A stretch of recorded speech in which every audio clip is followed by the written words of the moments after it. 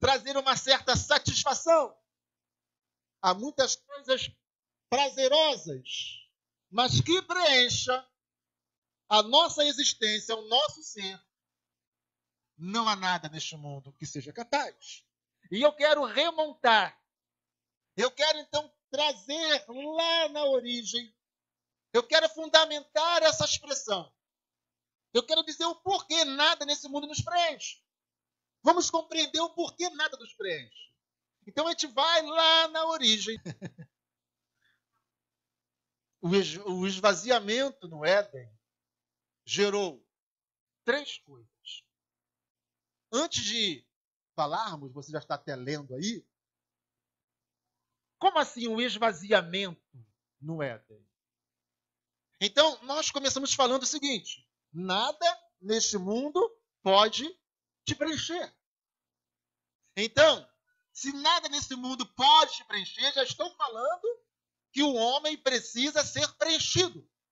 E se o homem precisa ser preenchido, é porque o homem, o ser humano, encontra-se vazio. E esse esvaziamento ele acontece no Jardim do Éden, quando Adão ele desobedece, peca, quando Adão desvia-se do alvo da vontade de Deus, isso é pecado, e esse pecado ele gera um esvaziamento. Por quê? Nós fomos feitos por Deus, viemos de Deus, e em nós estava a essência de Deus. Do barro Deus assopra em nossa narina, em nossas narinas, e fomos feitos almas viventes. Então, a origem da nossa existência, ela vem do ruá, ela vem do sopro, do vento de Deus. Deus sopra, ruá. Essa é a expressão, ruá. É o sopro dele em nós. Então, a nossa origem é dele. Então, tudo o que somos vem dele. Quando o homem foi feito, tudo é absorvido de Deus. E entra no homem. E aí, o homem passa a ser animado. Animado. Ânimo, alma. Passamos a ser almas que vivem. Amém? Quando Adão peca, algo é tirado. O quê? O quê, pastor? Não sei. Não sei o nome. Mas é retirado. Há um esvaziamento. Não somos mais completos. Adão e Eva, quando tomam do fruto, e o fruto não tinha uma propriedade mais plantada, não foi. Não foi o produto físico do fruto que gerou isso. Mas foi o desobedecer, foi o tomar e comer. Não havia uma propriedade em si naquele fruto. Então isso nos ensina que muito do pecado não está no que a gente faz, mas está no deixar de obedecer. Não é o que eu fiz. Não é naquilo que eu toquei, peguei ou fiz. Está no ter desobedecido. Não é pegar o fruto. Eu sei que isso aqui não é fruto e nem da Apple não é. Não é? Então, não tem nem maçãzinha não tem aqui. Isso aqui é um LG. Nem eu sei a marca do meu celular. Isso aqui é um LG mesmo. Okay? Então, suponhamos que fosse da Apple. Como é que é? Você tem o iPhone, né? Agora, é claro que eu estou fazendo uma grande brincadeira, né? Porque o fruto que Adão e Eva comem não era maçã. Né? É óbvio que não era maçã. Então, não é o engolir que mudou alguma coisa na vida de Adão e de Eva.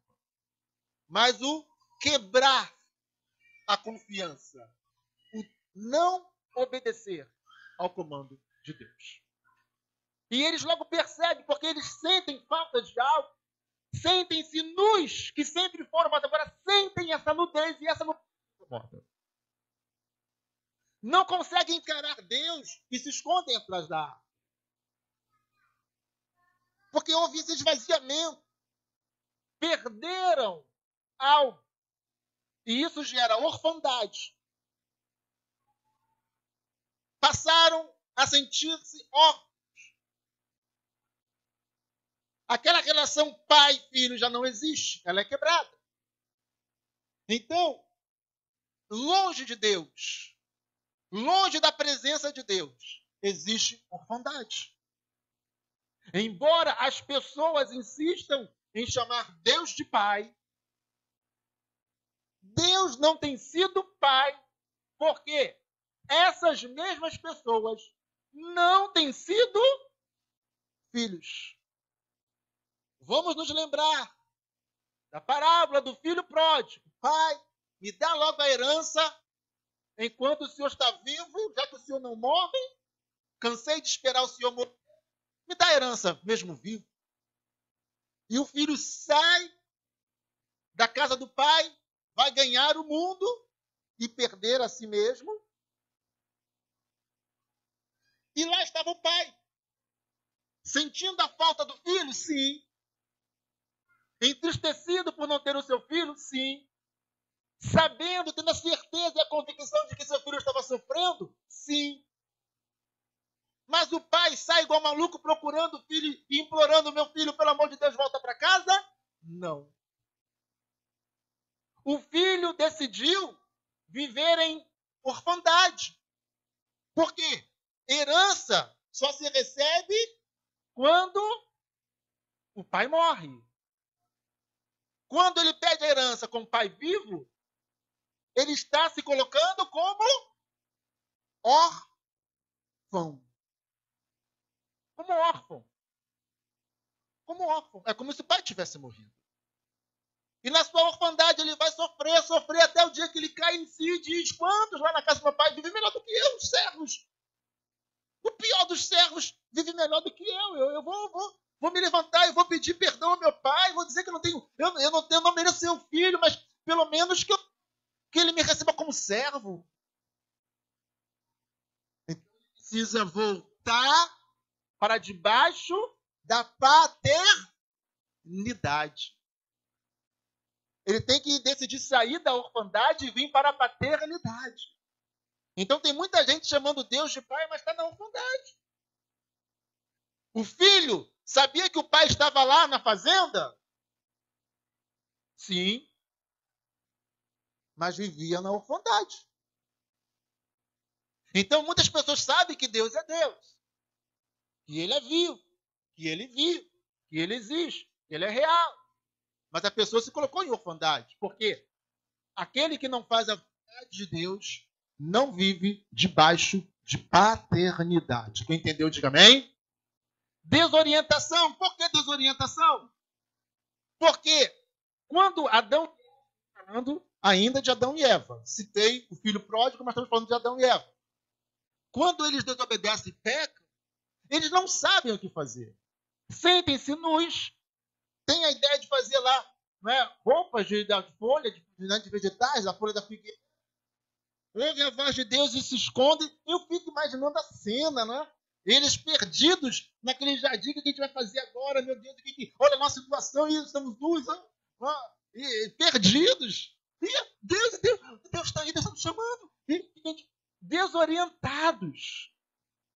Todo aquele que quebra a aliança com Deus, todo aquele que não vive na vontade de Deus, é orientado. A pessoa vai de religião em religião. Ou ainda permanece na mesma religião. Mas a pessoa fica procurando alguma coisa que lhe preenche. Hoje, o número daqueles que não têm religião está crescendo cada vez mais. Diagnósticos, ateus. Pessoas que até creem em Deus, mas não querem seguir nada.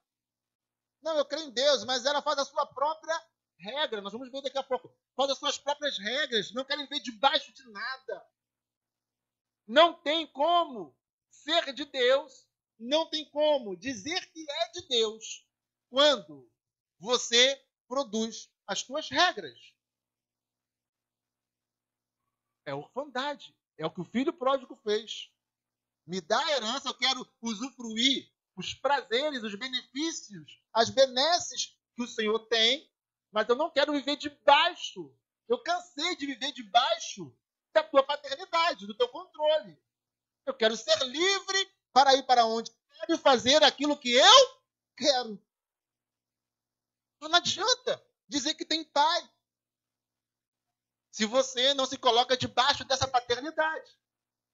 Não são assim os adolescentes? Ah, quem me dera que eu pudesse fazer tudo o que eu quero, sem pai e mãe para ficar me enchendo.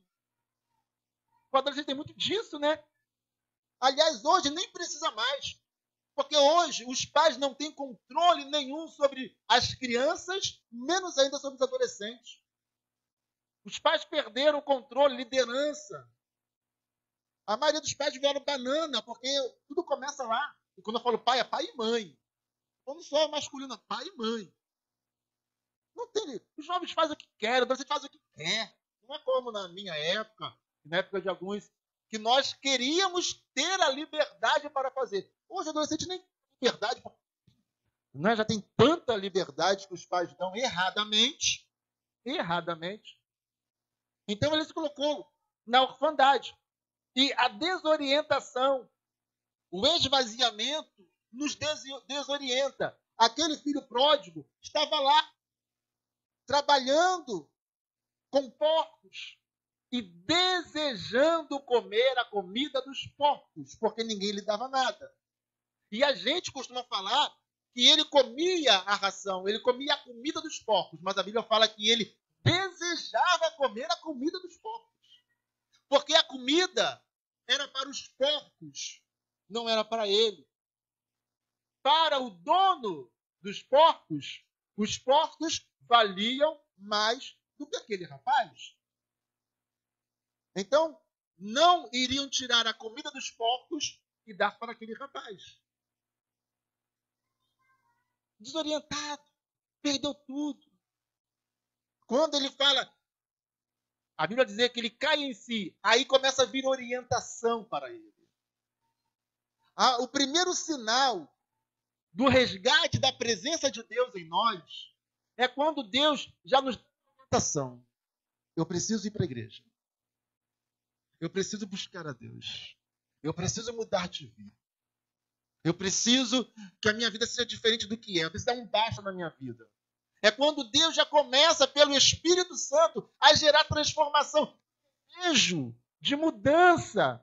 O desejo de levantar-se e voltar para a paternidade de Deus. O esvaziamento também gerou soberba. Como assim soberba? É quando as pessoas acham que podem viver por si mesmas sem Deus. Adão e Eva foram lá e acharam que fazer roupas de folhas de figueira resolveria o problema. Não precisamos de Deus. Mas quando Deus chama Adão, onde estás? Eles se escondem atrás das árvores, mesmo depois de terem feito vestes de folhas de figueira. Então o esvaziamento, ele gera no ser humano o engano de achar que pode viver por si mesmo, que não depende de Deus de nada. Ou então, ele começa a criar os seus próprios deuses. Você está me ouvindo agora e você já começa a desenhar na tua mente que a partir dali começam a surgir vários deuses, várias religiões, várias crenças. O esvaziamento gera no ser humano isso. O ser humano acha que ele pode resolver os seus problemas. E quando ele acha que precisa de uma coisa maior, ele então cria o seu próprio Deus.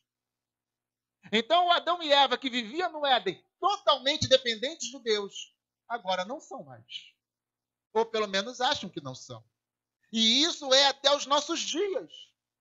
As pessoas vivem órfãs, as pessoas vivem desorientadas nesse mundo, e as pessoas vivem na soberba e arrogância de que não precisam de Deus. Ou se precisam, vão buscar o Deus que elas inventarem para elas.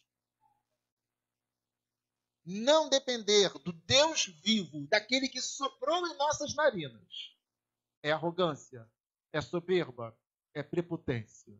Ok? Pode avançar. Tem que, aliás, voar agora. Gênesis 3, 7 e 8 fazem então esses relatos. Então foram abertos os olhos de ambos e conheceram que estavam nus, e cozeram folhas de figueira e fizeram para si aventais, e ouviram a voz do Senhor Deus que passeava no jardim pela viração do dia, e esconderam-se Adão e sua mulher da presença do Senhor Deus entre as árvores do jardim. Pode avançar.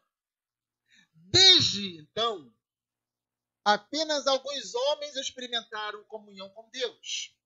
Então, se Adão e Eva tinham relacionamento direto com Deus, após o pecado, eles então são esvaziados. Eles então agora não têm mais essa intimidade, não têm mais esse relacionamento com Deus, como era no Éden. E nós vamos ver então Caim matando Abel, porque não havia Deus na vida de Caim. Então as distorções da humanidade começam. A partir então desse momento, a partir do momento que Adão e Eva pecam, apenas alguns homens experimentaram comunhão com Deus. Vamos ver aqui alguns exemplos. Temos aqui Enoque, aquele que andou com Deus 365 anos. E Deus o arrebatou, o trasladou. Deus o tomou da terra e o levou para si. Enoque não morre. Enoque é levado, é tomado vivo da terra. Deus o toma para si, porque a Bíblia diz que Enoque andou com Deus. Então, o primeiro relato, depois de Adão, de que alguém andou com Deus foi de Enoque. O primeiro relato, depois de Adão, de que alguém tinha intimidade e comunhão com Deus, foi o de Enoque. Quando a Bíblia vai trazer um relato de alguém que andou com Deus, vai falar de Enoque. Enoque anda com Deus e Deus o toma para si. Qual é o outro? Noé. Então Deus vê a corrupção, nós vamos ver isso daqui a pouco. Deus vê a corrupção geral da humanidade e Deus se arrepende de ter feito o homem. Deus fala, eu vou destruir a raça humana. Porque o homem está contaminando a terra. O próprio homem está sendo maldição para a terra. Então Deus decide purificar a terra, eliminando o homem que era maldição na terra. Mas a Bíblia vai dizer, eu não trouxe os textos, porque senão a gente não vai ter tempo, as nossas pregações, eu não quero que elas fiquem 1 hora. Então o texto vai dizer que Noé, porém, agradava a Deus. Noé, porém, agradava a Deus. E então ele fala, Noé, você vai construir uma arca. E então constrói a arca que salva ele e sua família. E todos os demais que não tinham nenhum temor a Deus foram mortos no dilúvio. Eu quero voltar um pouquinho só aqui daqui a pouco. Jó, que não sabemos exatamente qual era o momento, cronológico de Jó, mas nós vamos ver Deus falando com o próprio Satanás, que veio, que subiu da terra, de rodear a terra e passear por ela, e Deus fala, você viu meu servo Jó, justo, temente, que me ama, que se aparta do mal? Então, amados, em Jó nós vamos encontrar características daqueles que servem a Deus, e que têm a presença de Deus, e que têm comunhão com Deus. Ama a Deus, é temente, é justo, é fiel, se aparta da maldade. Então, Jó era um desses. E também Abraão, o amigo de Deus, aquele que é escolhido para Deus começar a desenvolver exatamente o projeto de resgate da humanidade. O projeto de resgate da presença de Deus com o homem. Deus então começa o seu plano ali em Adão. Deus escolhe Adão. Então, esses são alguns exemplos de homens que experimentaram, dentre outros, que experimentaram a presença de Deus nesse período. Avança aí. Esses homens, eles eram chamados de filhos de Deus. Vamos ver Gênesis 6, 1 e 2, que esses homens que andaram na presença de Deus, como Enoque, como Jó, como Noé, eram chamados de filhos de Deus. Estamos novamente trazendo a paternidade. Adão perde essa paternidade pelo pecado. Falei do jovem rico, do filho pródigo. Sai daí, jovem rico. Tudo bem que ele era jovem e era rico, mas o personagem é outro, é o filho pródigo. O filho pródigo, pai, eu quero a herança, me dá aí. Se eu não morre, me dá enquanto vivo. Receber a herança significa matar o pai. Significa renunciar à paternidade e assumir orfandade. Já falei, mas é sempre bom estar falando, né, reforçando isso. Então, aquele que não se submete a Deus não quer a sua paternidade e prefere viver em orfandade, mesmo sabendo que o seu pai é vivo e que está lá nos céus. Então, a Bíblia vai chamar esses homens que andaram com Deus, esses homens que, quando a terra já tinha uma população muito grande, esses homens fizeram a diferença na geração deles. Homens que decidiram ser atraídos por Deus, que decidiram fazer a vontade de Deus. Não havia lei, não havia regra. Obrigado, filhinha, diaconisa. Então, esses homens que não tinham 10 mandamentos, não tinha nenhum regramento religioso, não tinha nada. Não tinha nenhum conjunto de normas e regras religiosas. As pessoas falam que normas e regras religiosas. Queridos, normas e regras religiosas são bênção para a nossa vida. Porque sem elas, a gente vive perdido, desorientado, órfãos. Esses homens foram bênçãos porque não havia regramento nenhum para seguirem. Havia apenas uma disposição em agradar a Deus. Então eles, no meio da corrupção da humanidade, esses homens decidem agradar a Deus. Decidem procurar fazer aquilo que é reto. Eles deixaram aquilo que veio de Deus para eles, quando Deus sopra nas narinas de Adão. Aquela parte de Deus que existe em nós. Eles permitiram que essa parte de Deus que está em nós falasse mais alto dentro deles. Você consegue entender isso? Sabe por que tem pessoas que nunca se... Porque elas não permitem que essa parte de Deus que está em nós fale mais alto.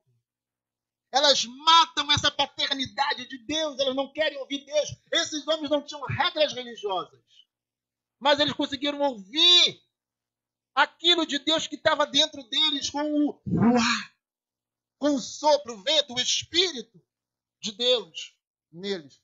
Deixaram isso falar mais alto e buscaram agradar a Deus.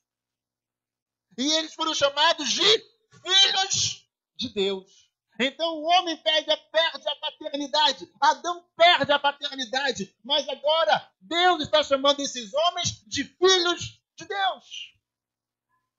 Você decide colocar-se debaixo da paternidade de Deus ou viver órfão.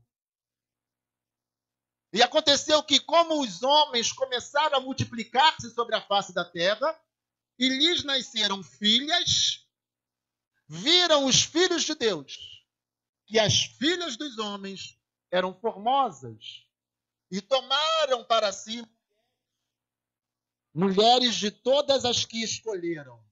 O pessoal viaja, filhos de Deus. O nego vai falar que era anjo que veio para a terra, não é? Se relacionar com mulher. O pessoal viaja. O pessoal fala que é extraterrestre. O pessoal viaja. Até aquele filme que fez sucesso, Noé. Como é que é o nome daquele filme? Que vinha seres ajudar Noé.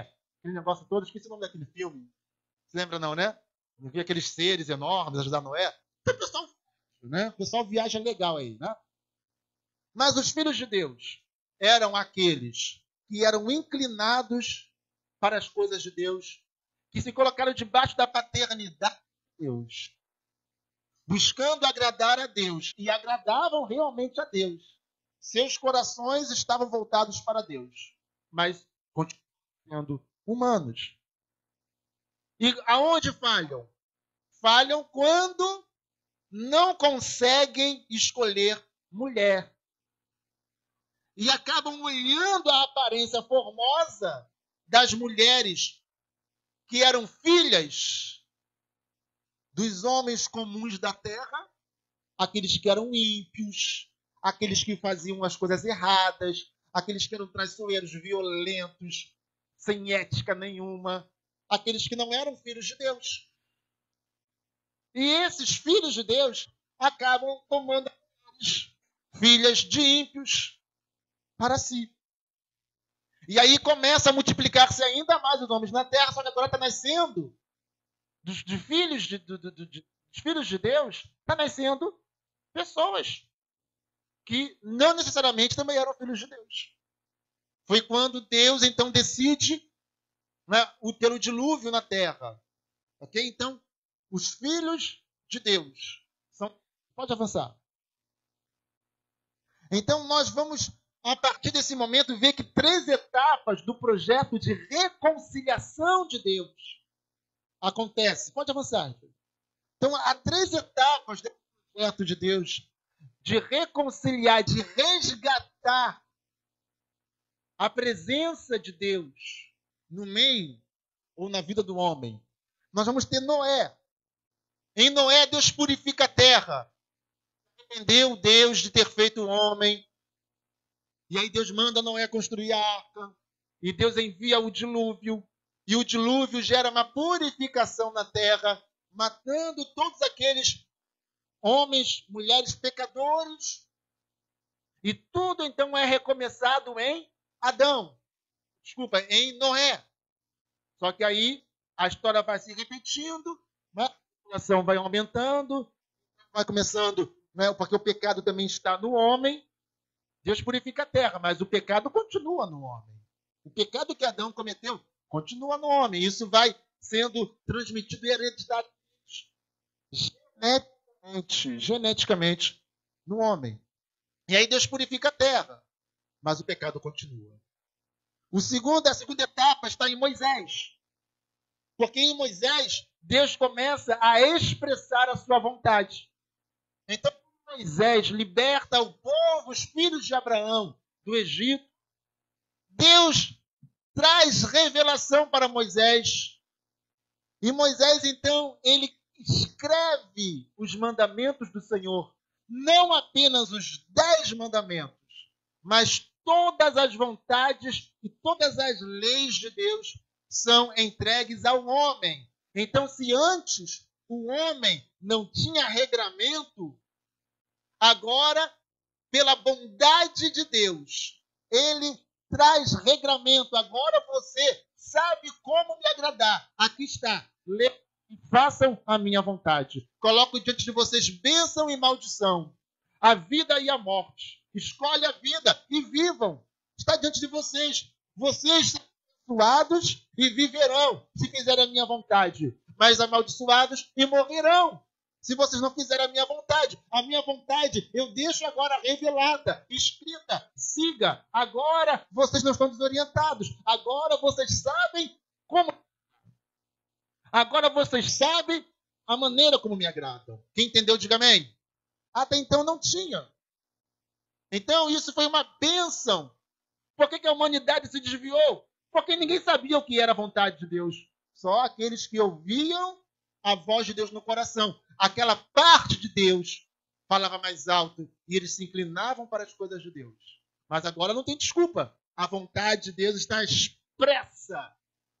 E a terceira etapa é em Jesus. Porque Jesus vai dizer, eu vou para o Pai. Porque se eu não for, o Espírito Santo não será enviado a vós.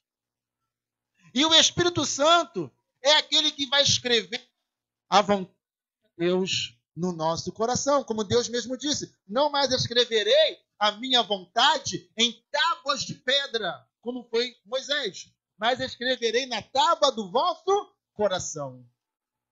O Espírito Santo viria e promoveria a vontade de Deus em nós. Quando nós estamos cheios do Espírito Santo, nós não seguimos apenas regras. Dentro de nós há um sentimento, dentro de nós há uma voz, dentro de nós há uma pessoa que diz: você pecou. E gera tristeza pelo pecado. E gera em nós incômodo pelo pecado. Eu não estou preocupado com o que está escrito ali, eu estou preocupado com o que Deus pensa e sente ao meu respeito, porque eu aborreci e entristeci o coração de Deus. Porque eu dei uma saidinha da paternidade de Deus, eu saí debaixo da paternidade dele. E aí a gente se arrepende, pede perdão. A gente faz o que aquele filho pródigo cai em si e diz: eu preciso dizer, pai, pequei contra ti, contra o céu. Não sou digno de ser chamado teu filho, mas faz-me como um dos seus servos. A gente precisa. Então o Espírito Santo, ele promove isso em nós. A vontade de Deus, ela agora não está mais expressa, escrita para que você leia. Ela continua lá. Mas agora ela é promovida, ela vem para dentro de nós. E a gente começa a sentir o que é bom e o que é ruim, o que agrada e o que não agrada. A gente sente dor e tristeza pelo pecado. Porque o Espírito Santo nos incomoda. Porque o Espírito Santo provoca isso em nós. Amém ou amém?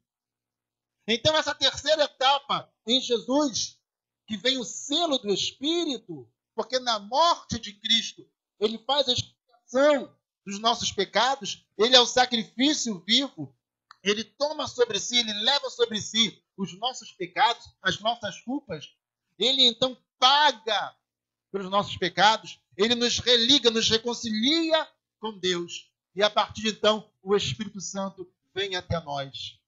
Somos religados àquilo que foi arrancado lá no Éden, aquele esvaziamento do Éden, agora é preenchido. No Éden tem esvaziamento, aqui tem preenchimento. Diga amém. Esse é o resgate de Deus, da sua presença na nossa vida. Na primeira etapa, purifica-se a terra apenas, mas o homem continua com o pecado. Na segunda, Deus então revela a sua vontade para que o homem viva pela vontade de Deus, descrita, revelada, regrada. Na terceira, Jesus paga o preço do nosso resgate, ele paga a nossa dívida, ele rasga o escrito de dívida que havia contra nós, ele nos reconcilia com Deus. O esvaziamento agora é preenchido, ao contrário, não há esvaziamento, há preenchimento. O selo do Espírito, a vontade de Deus é selada, é selada em nós. Agora podemos fazer a vontade de Deus. E a Bíblia vai dizer que ela é boa, perfeita e agradável. O Espírito Santo promove em nós a boa, perfeita e agradável. Como assim? A vontade de Deus passa a ser boa, perfeita e agradável. O pecado continua. Os prazeres continuam. O mundo continua te chamando.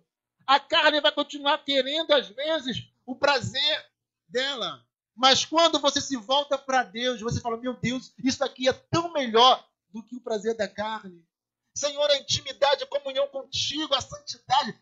Senhor, sentir a tua presença na minha vida é tão melhor do que aqueles prazeres lá de fora.